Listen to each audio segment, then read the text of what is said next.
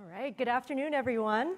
I'm CJ Tan. I'm a programmer on the team that's bringing you Project Cortex, and I focus on the areas of the new knowledge services. So there's only 3 things that I want to go through with you today on this agenda, so we're going to get started because we only have 45 minutes. So Project Cortex, this is the next generation of content and knowledge management in Microsoft 365. It puts people in the center. It makes it easy to discover and share knowledge within the apps that you use every day. It also automatically connects the Microsoft 365 data and all the information in your organization, including documents and videos, while ensuring security and compliance. It's automatically tagging them, it's categorizing them for you. And we organize this into a knowledge network of shared topics like projects or customers, and this improves your productivity and workplace intelligence as well. So the areas that I'm going to focus on in this session have to do with mining across Microsoft 365 and connected organizational data so that you can curate topics. So we're highlighting these topics to show topic cards and pages so that we can bring this information to where you're actually working. We want to simplify human moderation and management and suggest expertise areas for your profile as well. And we'll have controls to support adoption. I mean, this is a brand new thing that we're likely introducing into your organization that will have effectively change the way that people work. So we really want to make sure that we've got some good adoption controls in place. And we'll also be creating a new destination, a knowledge center, as part of this effort. So when I think of knowledge management, I think of it in 3 cycles. So it's really about starting on capturing. 3 stages in this cycle. When you're capturing the data, you're creating it, you're collecting it, you're inventing it, you're really putting it in a place where people can find it. You're really trying to find ways to distribute it and share it easily as well. Because the ultimate goal is that you want people to use that knowledge. You want your team learning from your experiences, building on top of that and enhancing it, so we can actually learn and work faster together instead of having to reinvent things over and over again. But knowledge management has some deep-seated challenges, and I'm sure a lot of these up here are familiar to you and your organization. I mean, first, information is really found everywhere. We've got silos of information, and it's often really difficult to know where you're going to get the information that you need. And of course, that makes it really hard to find anything, whether it's knowledge that you know about, and so you want to find the place where you can go and search for it, or it's knowledge that you don't even know about, right? So how do you go and find something where you don't know what terms to use to actually find what you're looking for?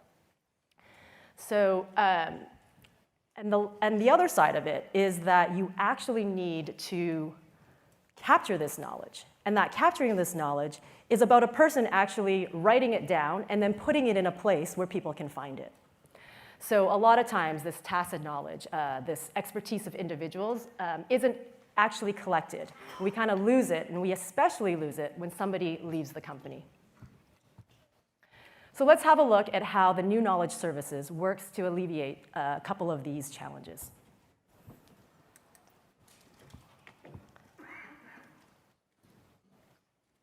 All right, so this is an example from Contoso Electronics. This is an organization that builds and innovates a lot of different products.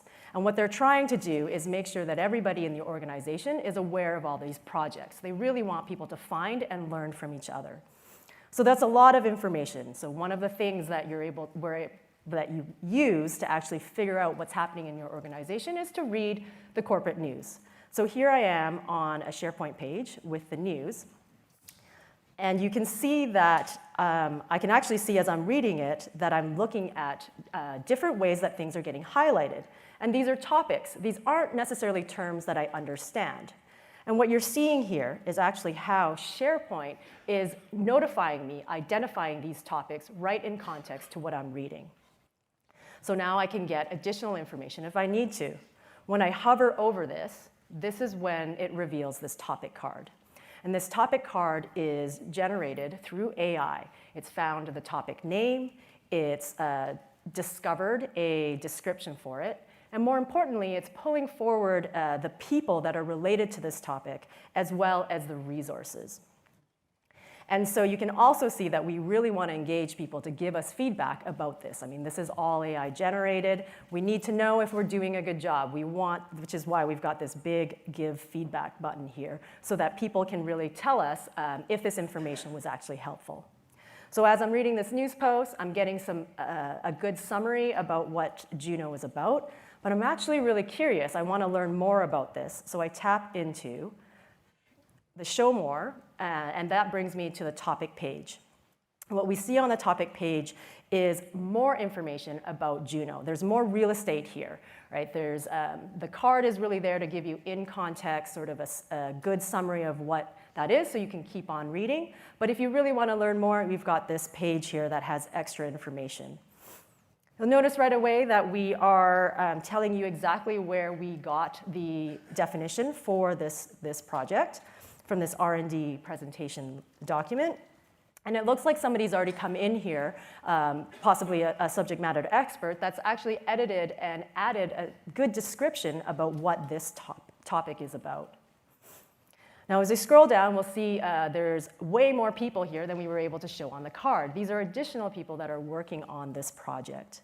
They're related to it. Now, I was looking at this, and I recognize this person named Megan Bowen, but I can't actually remember how I met her or where I know her from or what she actually works on. So right from this page, I can hover over her name, and this pulls up the people card. And this people card gives me a great snapshot of her profile. And more importantly, what's new on this card is that she's also been able to tell me what she works on. She's declared on this line here the topics that she works on, the topics that she knows about, so that I could find out more. In this case, as I'm exploring, I'm realizing that I think I need to know a little bit more about Mark 8 to understand that news post that I was reading. So now I can tap into Mark 8 and actually bring up its topic page and read about that. So just in a couple of clicks, I've been able to get more context for that news post that I was just reading. And we head back to the topic page for Juno. So we scroll down, we can also see related resources. So these related resources are the documents and the files and the pages that have been found to be related to the Juno project. Now, these are being suggested, and you may be asking yourself, well, what are the types of things that people see in this area? So one thing I want to call out is that the files and pages that you see here are actually permissioned for me to allow to see. So I'm not seeing anything here that I wouldn't normally see. So one thing I can show you to sort of demonstrate why how this works is that I'm going to actually pull up this page here for a different person. So this is Grady, and he also was reading the same news post. But when he goes into the topic page, you can see that he actually only sees 4 documents, as opposed to Diego's view, where he saw 5. So he doesn't actually see this Contoso financial calendar. So even though they're seeing the same topic page, the information is actually only what you're allowed to see.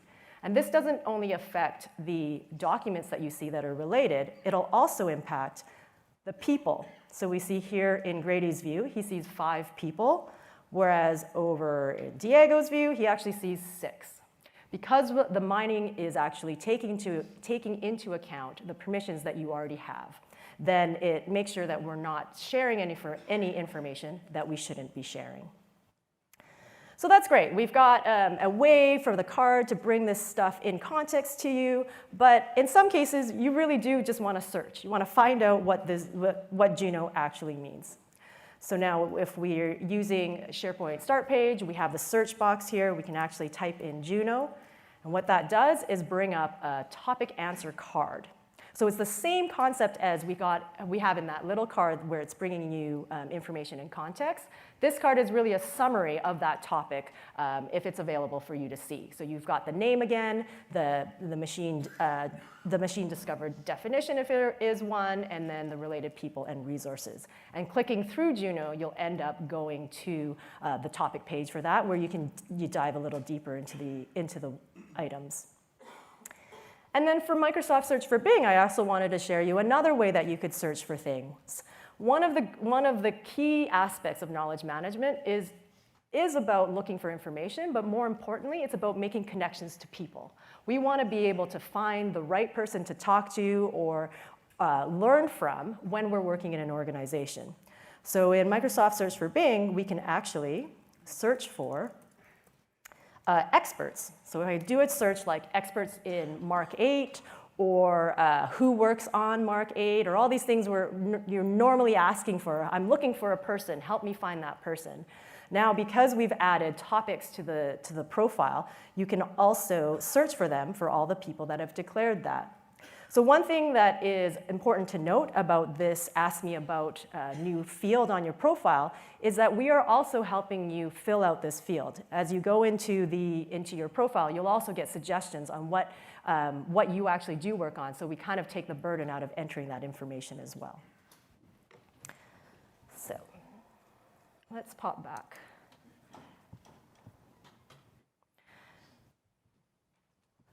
So what's happening here? Where did these topics come from? What are we doing?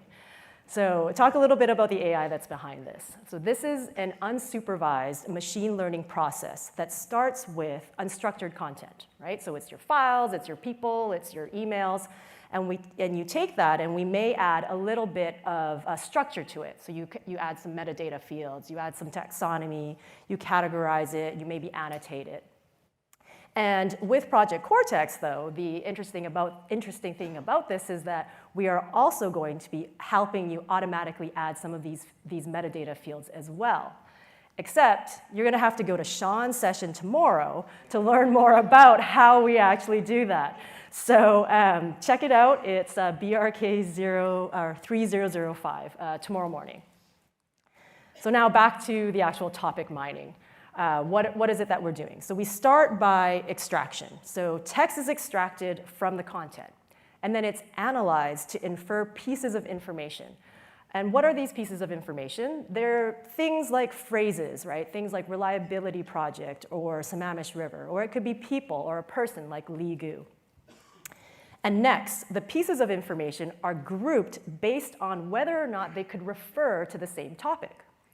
And in this example, we can see that phrases and people are sort of separated into two groups here. So we think that they're in two different topics. And this grouping is actually there to make the next step more efficient. We may not need to consider all the pieces of information when we're working through this process.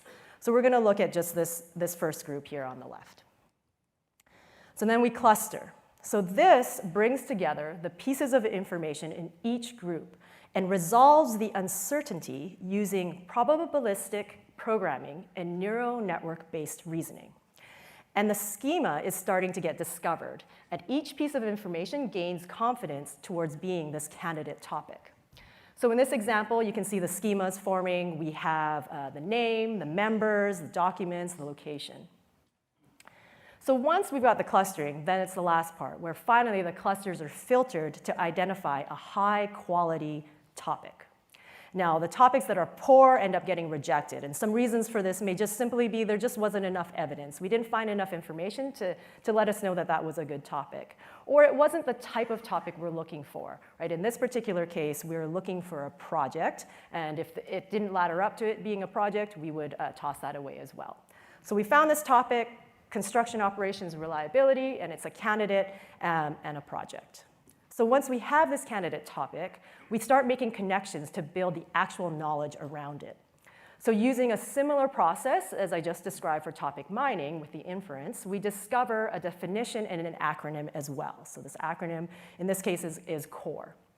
And then we also make connections to the people, files, pages, sites, and related topics that are related to this topic that we just found. And then this brings us to the basis of this knowledge network. So the connections between the topics is really how we're able to learn from the work that is related to each other. And what we've done is extended the Microsoft graph with topics.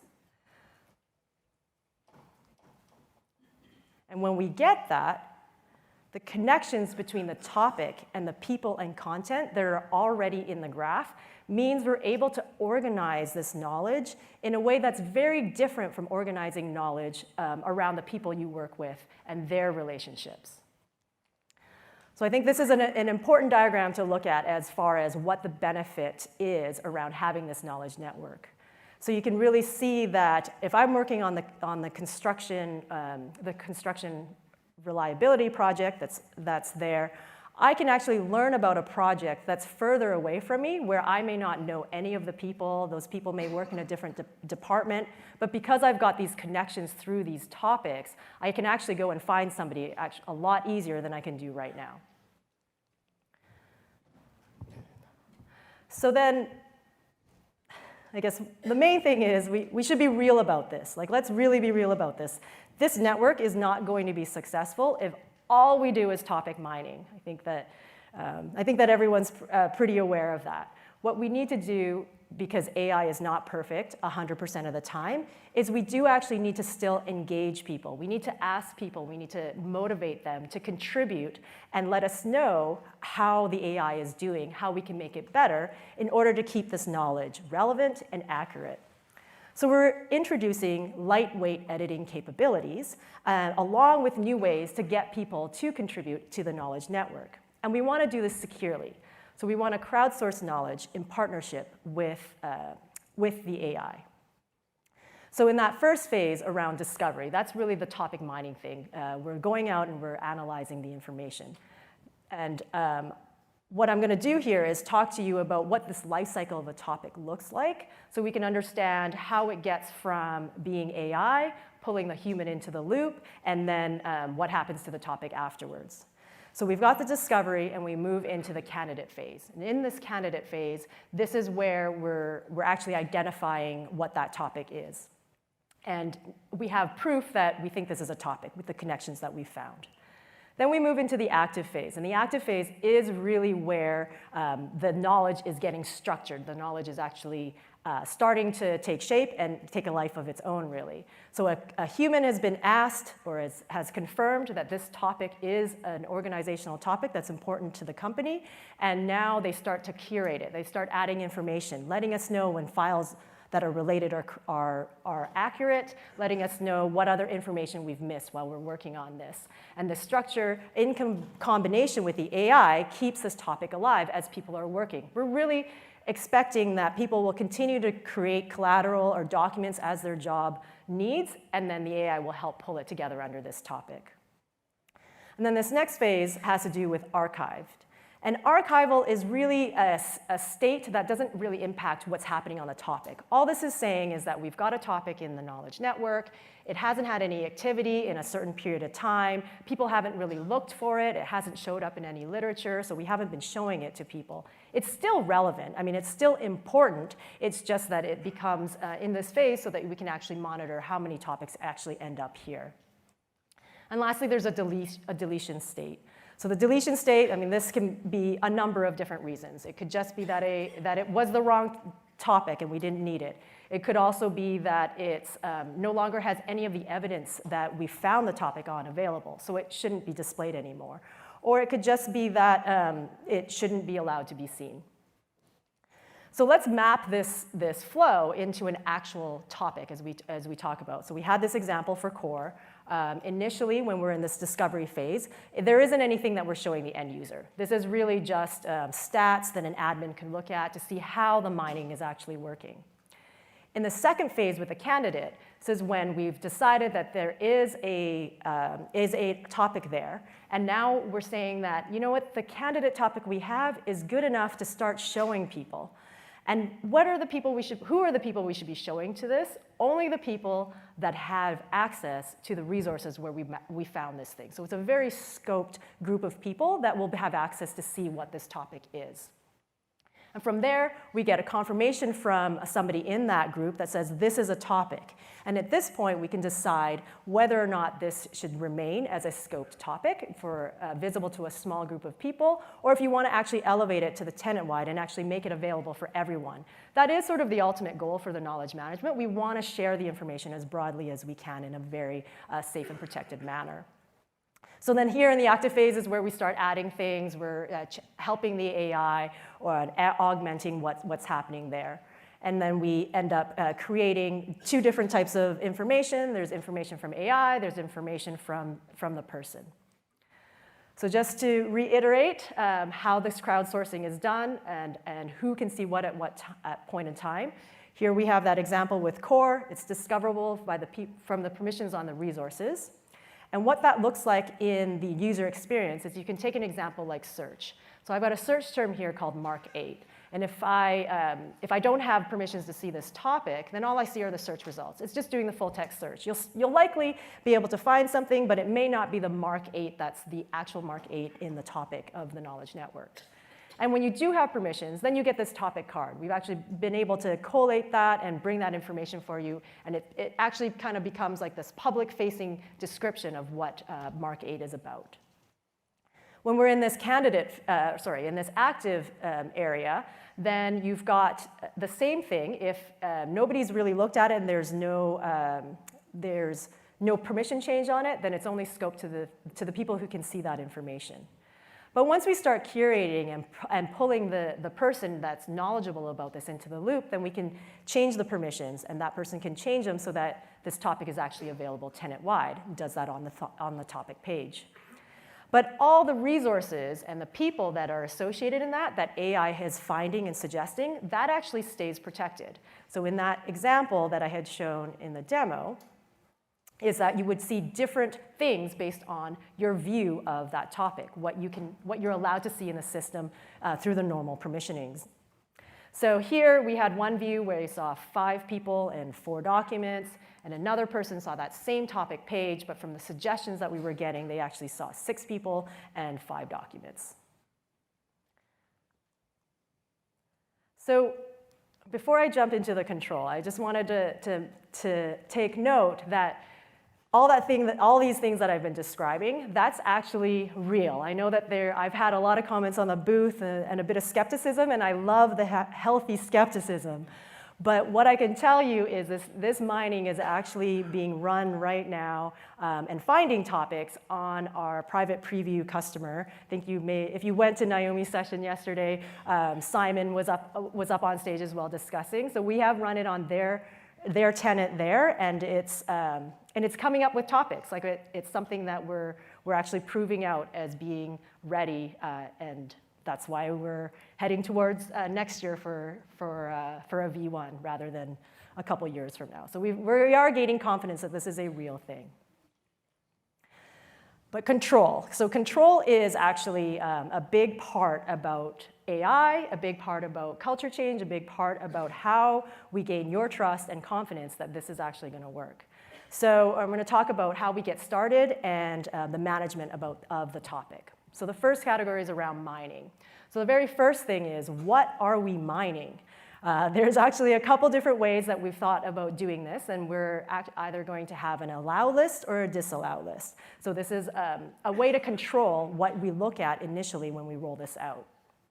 So an allow list basically says, of all my SharePoint sites, there are only this number of sites that you will tell us that we should take mining from. So you can imagine a situation where this will be the data that you have that's maybe already in authoritative knowledge-based content. You're saying, point it to that, find us all the projects, and then that way you can use that mechanism to bring it to other people's apps. Or we'll have a disallow list, which is a little more open, which is effectively just mine our whole tenant, but there's specifically a group of sites that you're not allowed to look at, and then you can provide us with that list. We'll also use taxonomy term sets, acronyms, and SharePoint lists to try and seed the knowledge network, so to create topics out of those all of those terms that you have that already have a lot of relationships. And then all your search settings are observed. So anything that has no crawl on it, no index, we're not looking at that. Like that's already been set up that it's not searchable, so we won't include that in our mining. The next is around topic discovery. So even though you've told us where to mine, where not to mine, there could be things that we find that you would prefer that nobody saw them as topics. So you can also, we'll have a list where you can exclude topics from being shown. You can also ignore topics that have come from resources that have an HBI label. And then you get to choose how you want to show these candidates. Are you comfortable with, as someone's reading a SharePoint news post, showing both candidate topics and human confirmed ones? Or would you prefer that we only show the human confirmed ones? That's an option, that flexibility that we want to give as well. And then around the management, we want to give you things to show you what the topics actually are, confirm, actually decide whether or not you want something to be confirmed before it's shown. You can reject them, delete them, create them, merge them, and then you can curate them. But who can curate them? So the model that I showed you was very much crowdsourced, very much open. We're saying, if you can read the topic, then you may have something to contribute, so we're going to allow you to do that. We're going to say that you can give us feedback and edit that topic. That's not something that may be desirable in your organization, so we want to give you a couple other options. The second option is to actually still keep it open, because there's value in more people contributing to a topic, but then we will put in an approval process. So we'll have, anybody can edit, but one or a group of people will have to approve it. So we'll just use the approval flow that you may already be familiar with on the SharePoint pages. And then lastly, it could be that curation is all turned off for everybody unless you're in a specific group or you're a specific person. That's a little bit more restricted. So then, talking about creation, I think one of the main areas that we wanted to address is how sharing actually falls into sort of two types of people. There's the group of people that are really passionate about keeping knowledge up to date, maybe for their own particular project, because they want to make sure the right information is out there, but it's not really part of their job. They're sort of doing this on top of what they're already doing.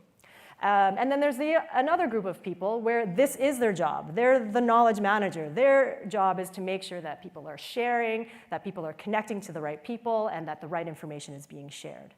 In both cases, this tends to be a small number of people compared to the larger group that's actually learning from what they're doing. So what I want to do is try to make it easier for people to contribute so that we can hopefully get more people to do it and understand that it's not a hard thing. And I talked for so long that my laptop just went to sleep, but we'll have things going for you. Oh. Just give me a second. And what I'm about to show you is the editing experience. In just a moment. There we go.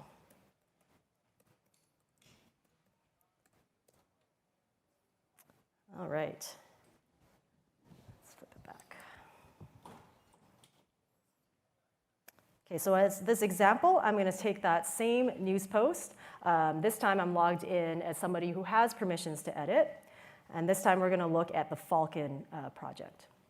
So the idea here is we want to couple topic mining with lightweight curation, and really this is how we believe it's going to be easier for people to contribute. So on that card, we've still got the same sort of information that you saw before, but there's a command here for editing the topic. So you can jump right into editing that topic. And you can see already there's already a layout in place for the topic page. We have here a web part that's already been added to try and encourage you to add more of a description. And we've also got related people here, where we've changed this web part so that it's really lightweight and easy for you to add information. So for example here, if I want to quickly save my name to the list and put in what it is that I do, it's really easy to do that. It's really lightweight for the work to happen. And in this example here, you can quickly save a curated item, save it to that curated list, so anytime anybody comes in here, they'll actually see that information right at the top. And you'll notice that this is all just built on the SharePoint authoring platform, which means if you're familiar with this, you don't have any new skills to learn. It's just something that you can do every day. And from a person who's not really done this before, what we're doing is trying to add really just one-click, two-click actions that you can take to curate that information. But everything here is available just like you would expect on a SharePoint page. So we have here a toolbox that even in our toolbox, we've decided that we want to actually narrow it down so that you've kind of got a guided experience if you want to add additional information onto that page.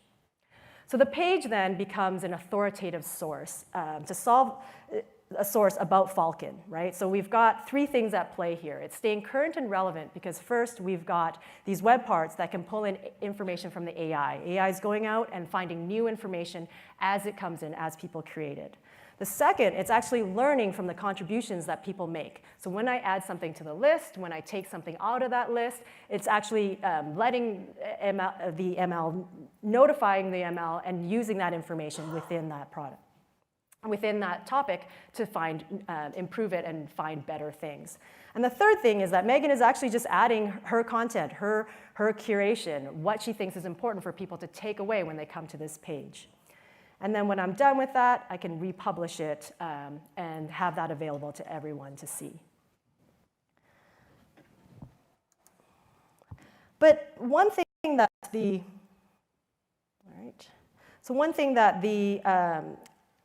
this editing doesn't allow you to do is really get into how to collect this information when you're in the midst of actually working.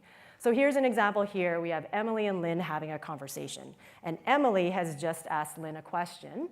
And Lynn responds, oh, I've answered this question a lot. It's a really common one.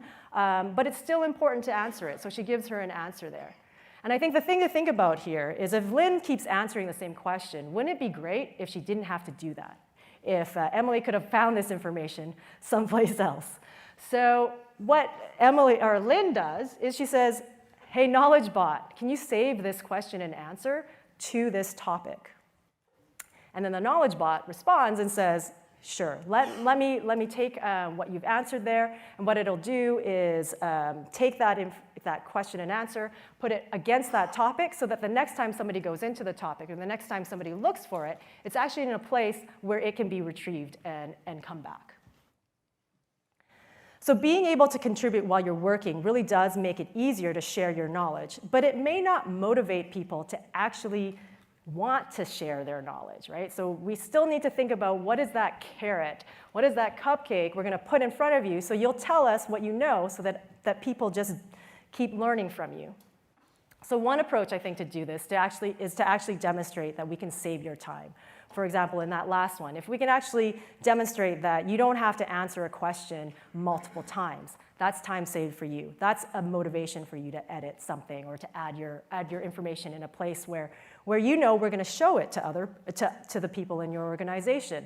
And that's the other thing that we're focusing on, is basically we want to bring knowledge to where you need it, right? So if you're contributing to the system and you know that the system is actually helping bring relevant information to people instead of them having to searching, is that motivation to actually get you to contribute more freely with that. So there's a couple examples that I'll show about how we plan on doing this. And all right. So I think that this one is a familiar one where you're in email and you don't recognize a term. You have the ability to hover over that and show you the topic card. And in Word, so this is a common thing as you're reading something. I read things all the time where there's terms that I don't understand. But if you highlight it, we can integrate with a smart lookup. And when you tap on that, that actually brings that card again. So we've got this familiar experience of expecting what information will appear on the card. In this case, we do have the definition and the people and the resources. And Project Cortex actually introduces the Knowledge Center as well. So this is going to be the one place for knowledge. This is a personalized view of knowledge in your organization. So we start at the top here. Just the navigation. We want to show you all your topics, the things that you're interested in. We also want to provide a place for you to link out to other learning sites that you might have. So here's an example with LinkedIn Learning or maybe a support wiki. Then we also have a place to show you what's trending around your organization. What's trending around your colleagues, what's trending around the people that you work with, so that you can keep up to date with projects that are important to your work as well. We have an option here to also bring you questions that people are asking. So people can ask questions anywhere, right? There's a Yammer, there's like a team chat, there might even be an email, and all this information is sort of up to you to go and sort of check and see if there's anything that you can help out with. So this is a way for us to bring you questions that we think that you would be an expert in answering. And then we have some suggestions for you, things around topics that is more around the content and the people rather than the topic itself and its changes. So you can imagine news posts or documents that are actually worth reading because we know that you're interested in certain topics. And then on the right here, we'll have information around your profile, what it is that you're interested in, what do you want to know about, what are your interests, and then how you've been contributing. What are the different topic contributions and questions answered or shared? But here's the thing, right? This is great. You've got a destination. You might be thinking, but I already have a destination. What is this? How is this actually helping in the grand scheme of things? The important thing to note is that this isn't a static single destination. This is editable. This is just a page with web parts on it. What we are introducing here are new web parts so that you can take the knowledge that you have in the network to all the places that you expect it, where you need it. So this again is the mantra that I think I keep saying, right place, right time. Like where do you want this destination to be and where do you want this information to show up?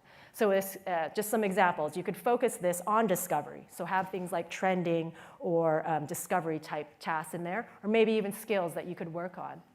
You could also focus this on contribution, on this factor of motivating people. How do we get more people to contribute? What types of things would we put on here to help them do that? Or you could focus it on management, right? Like what are the top things that a knowledge manager might want to do when they came to this destination? Or you could do all of it. It's really up to you to decide what you want to put there. So speaking of these knowledge web parts, there's a few that we're looking at for our V1 around what type of information people want to do. And it really does span the scenarios around being for the contributor and being for the person who's looking for information and discovery. So we talked about trending topics, an expertise finder, this feed, and this knowledge graph viewer is really about discovering and looking for information. We're looking at a web part to bring in personalized learning from LinkedIn Learning. And we really want to have something available to really tell you about your contributions in the organization. We also want to bring you expert answers, so bring you questions that you can answer so that you can contribute a lot easier. And then lastly, the reach and impact. So we want you to be able to view knowledge sharing and usage in your organization. What are the analytics and the stats that you would want to see in order to understand how has Project Cortex helped in your organization? How has it improved the sharing and the things that people are learning? So all of these are opportunities for you to think about where you would use them. I mean, a couple examples that we've thought about that these could be really useful on is either to enhance a project or product site that you may already have by pulling topics about that site onto the page, or you could even create like new topic-centric knowledge centers and really build them around a topic and learning in that space as well. So we're really looking for you to find the ultimate home for these knowledge web parts.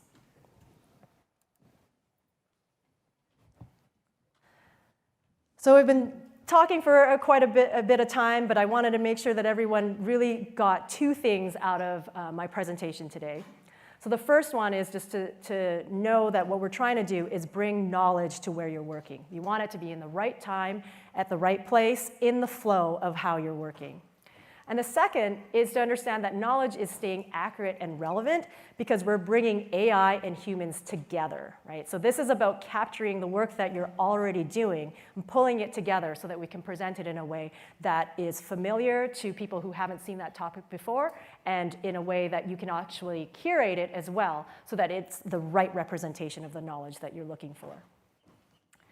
So from a roadmap perspective, we've got a broader roadmap. So the Project Cortex team, of course, is all about knowledge, and it also shows the different things that we're working on this year, for next year, and top of mind. The ones that are specific to the knowledge services have to do with the topic cards. So in spring of next year, it's really about this knowledge mining, bringing this topic cards and topic pages to the SharePoint pages, having it in search, really going after the sources of SharePoint sites in a tenant-wide, so information that's already available tenant-wide.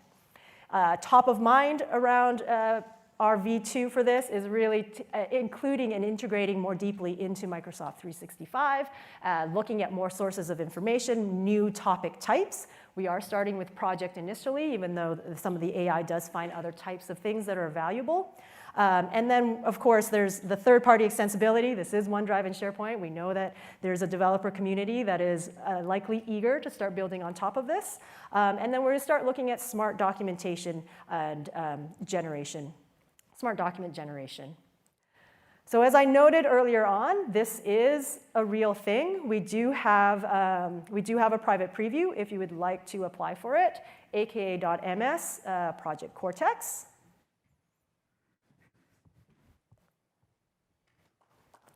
And things to check out. So I'm plugging our sessions for tomorrow. The ones in blue, you can still catch live. They're all happening tomorrow. The ones in white at the bottom, you'll have to just watch the recording, but they are exciting recordings to watch.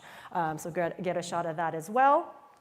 We've got some resources for Cortex as well. I mean, you really just, there's one to remember, aka.ms, Project Cortex. And please evaluate my session, and I can take questions. We have time for that.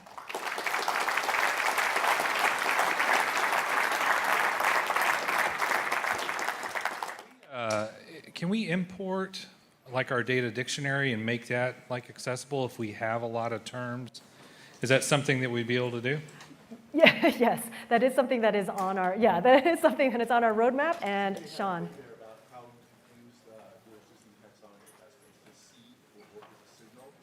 Well, that's a signal, right? So that would, but like we already have a whole bunch of stuff defined. You want to actually generate topics from Well, if I just had a dictionary where A through B were some terms, that would be like really cool.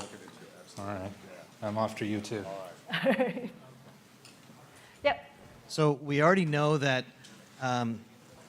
within OneDrive we can already OCR scan PDFs. Why are we delaying the release to that into SharePoint? I don't know. Sean's presentation tomorrow. Yeah, I mean, we're not delaying it. He's showing actually new things. Okay. Yeah. So any idea why that scanning in OCR isn't already available in PDF and then in SharePoint? It is. It is? It is available. Sorry, I'm. Okay.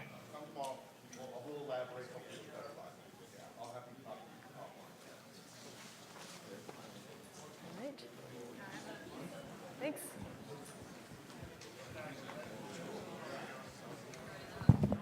Oh, yeah. It's all right. I have a couple.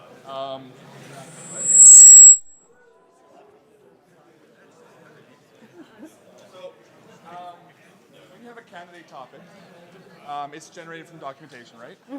What happens if I actually go to look at a topic, but the topic generated information came from a document I don't have access to, or I shouldn't have access to? You won't see that. I'm not sure if I called that out explicitly, but that machine, like that definition that is specific to the document you have access to. So actually that is a good point, because two people could see a different extraction for that same topic because they have access to different information. So if you think about like maybe one's more finance focused and another one's more engineering focused, but ultimately that topic is still valid as organization-wide.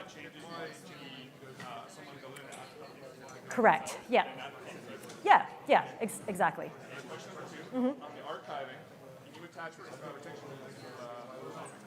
That has actually come up as a requirement. I'm not sure that'll make V1, but it's definitely something that we will have. Yeah, thanks. Our tenant. Our tenant is in the government cloud, and we're really used to these long delays before things actually show up for government customers. Are you architecting this in a manner that'll get it to government cloud sooner than years? Yes, yes, we are. I mean, it won't be, government cloud won't be in V1, but we are definitely, that is definitely something that we're trying to get out quicker with that as well. Thank you.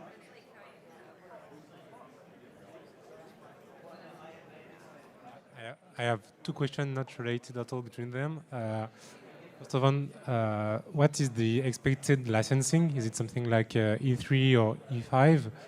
So I don't actually have any information on licensing. I'm on the product, so they haven't shared that with us yet. Okay. Yeah. The second one, how do you imagine the governance between validation of topic, the validation of knowledgeable people, documents? I mean, do you think we should find a knowledge champion between the companies, or maybe something more centralized? I think. Sorry, can you repeat the? Yeah. We see that to train the ER, we should validate some topics, confirm some topics, remove some topics. Who is going to do that? Should we? Yeah. Yeah, so I mean, the initial model is to be crowdsourced, where we're identifying people that are close to that topic and asking them to contribute, either notification or some other method where we ask them to confirm the topic. But effectively, anyone who has permissions to read would be able to do that and do that confirmation. So it's really putting the trust in the organization and the people who work that to curate it. Yeah. So the first thing I thought about when I saw it is your images are really clean. You've got a very succinct list of resources that pop up. But I also think about when you do a search and you put in a keyword and voila, you have thousands of documents that come up. How are you establishing the relevancy, or what's going to be, because that's what I want to get to, is the stuff that's important to me. So as far as when that answer comes up or if it doesn't come up, and I think that will be, right now it'll be using whether or not we think that topic is something that you were actually looking for. When I click in to go into the page that has all the relevant resources, how am I not getting everybody's, whatever documents they put in, it'll just get all kinds of documents with the topic in it. It's not just looking for the topic name in those documents, so it's actually trying to find the most relevant related items. Do you have?